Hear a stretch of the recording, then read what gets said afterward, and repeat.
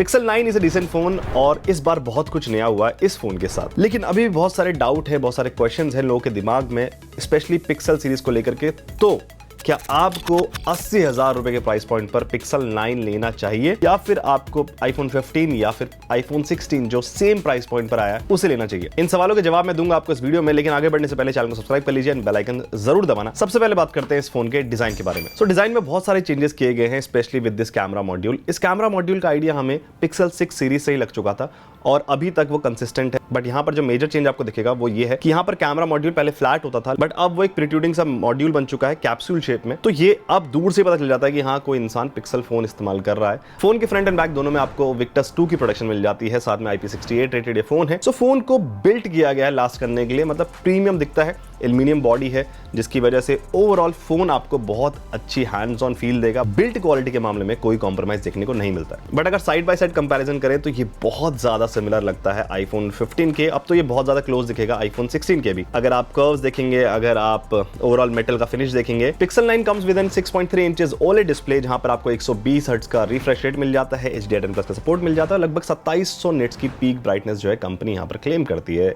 यहां पर जो डिस्प्ले है काफी ब्राइट है, काफी विविड हो जाती है, और स्पेशली जब आप इस पर कंटेंट देखते हैं और स्पेशली अगर वो HDR कंटेंट है तो आपको बहुत अच्छा एक्सपीरियंस मिलेगा। बहुत फाइनली ट्यून्ड डिस्प्ले है, और साथ ही में यहाँ पे जो स्पीकर सेट आपको मिलता है वो भी मुझे काफी ज्यादा अच्छा लगा। अगर उसमें साइड बाय साइड कंपैरिजन करूं आईफोन 15 से,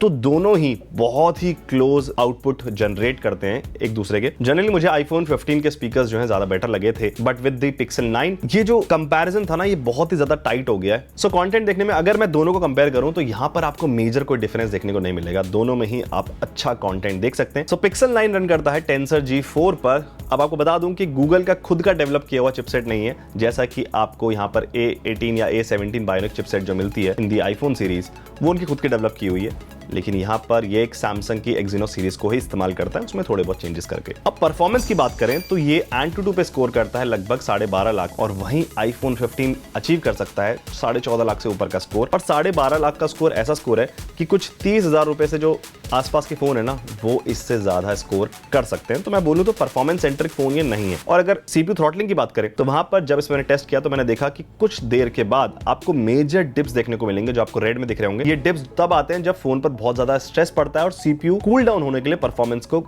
डाउनग्रेड करता है। तो इसका मतलब यह है कि अगर आप फोन पर बहुत ज्यादा स्ट्रेस डालेंगे, जैसे कि बहुत लंबी वीडियो शूट्स करेंगे या फिर आप इस पर गूगल मैप्स चलाते हुए साथ में अगर म्यूजिक प्ले कर रहे हैं या मल्टीटास्किंग कर रहे हैं, तो वहां पर आपको फोन गर्म होता हुआ दिखेगा या लैग होता हुआ दिखेगा। और ये हीटिंग जो है आपको चार्जिंग में भी फील होगी। जब आप चार्ज करते हैं फोन को तो फास्ट चार्जिंग को बूस्ट करने के लिए यहां पर आप देखेंगे कि फोन थोड़ा बहुत गर्म होने लगता है। बट अगर गेमिंग की बात करें तो आप डेफिनेटली इस पर अच्छी गेमिंग कर सकते हैं। ये BGMI जैसे गेम्स को इजीली हैंडल कर लेता है, ऐसा बहुत ज्यादा दिक्कत नहीं होती है। थोड़ा बहुत आपको जो है वार्म फील होगा अगर आप बहुत एक्सटेंडेड गेमिंग करेंगे, लेकिन इन जनरल कोई आपको दिक्कत नहीं होने वाली। यहाँ पर कुछ और चीजें अच्छी हैं, जैसे कि आपको USB 3.1 का सपोर्ट मिल जाता है, which means faster data transfer speeds. साथ ही में अगर आप HDMI से कुछ कनेक्ट करना चाहते हैं तो वो ये कर सकते हैं, आप स्ट्रीम करना चाहते हैं कुछ वो ये कर सकता है। अगर बैटरी की बात करें तो यहाँ पर आपको 4700 mAh की बैटरी मिलती है, और साथ ही में बॉक्स में कोई चार्जर नहीं मिलता, लेकिन हाँ 27 वॉट की वायर्ड चार्जिंग सपोर्ट करता है। साथ ही में वायरलेस चार्जिंग और रिवर्स वायरलेस चार्जिंग तीनों का सपोर्ट यहाँ पे आपको मिलता है। अब अगर चार्जिंग स्पीड की बात करें तो लगभग 1.5 घंटे का समय आपको लगेगा इस फोन को 0 to 100% चार्ज करने में, और मेरे यूसेज में इसने आराम से 1 दिन का बैकअप दिया है। एक नॉर्मल यूसेज में अगर मैं गेमिंग करता हूं तो यहां पर डेफिनेटली बैकअप जो है नीचे गिर जाता है। अब बात करते हैं कैमरास। सो ये बहुत बड़ी आयरनी है कि पिक्सल 9 के कैमरास मेरे हिसाब से अब एवरेज परफॉर्म करते हैं, क्योंकि कंपटीशन इससे बहुत बेटर हो चुका है। लेकिन ये रहे दोनों फोन्स के साइड बाय साइड कंपैरिजन, और आप देख सकते हैं कि दोनों ही फोन्स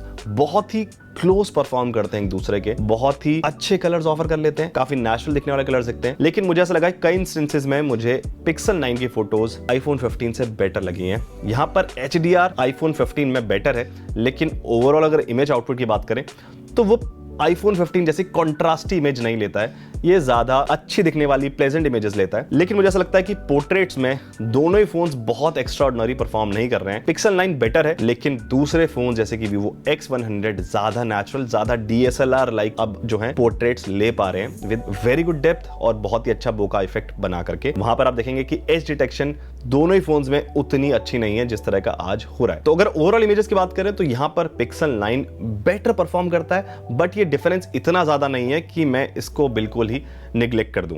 ये इन दोनों ही फ़ोन से माइक टेस्ट। अभी जो आप ऑडियो सुन रहे हो ये है पिक्सल 9 से, और मेरे ख्याल से ये बहुत क्लोज चले जाते हैं दोनों एक दूसरे के। अभी जो आप ऑडियो सुन रहे हो ये है आईफोन 15 से। अब मेरे हिसाब से दोनों ही फ़ोन्स काफ़ी अच्छे से ऑडियो कैप्चर करते हैं, लेकिन अगर बहुत क्लोज जाएं और बहुत डिटेल में टेस्ट करें तो यहाँ पर मुझे लगता है कि आईफोन 15 का आउटपुट बेटर है, ज़्यादा फुलफिलिंग से साउंड करता है। वही पिक्सल का भी है, बहुत क्लोज है बट बेटर हो सकता था।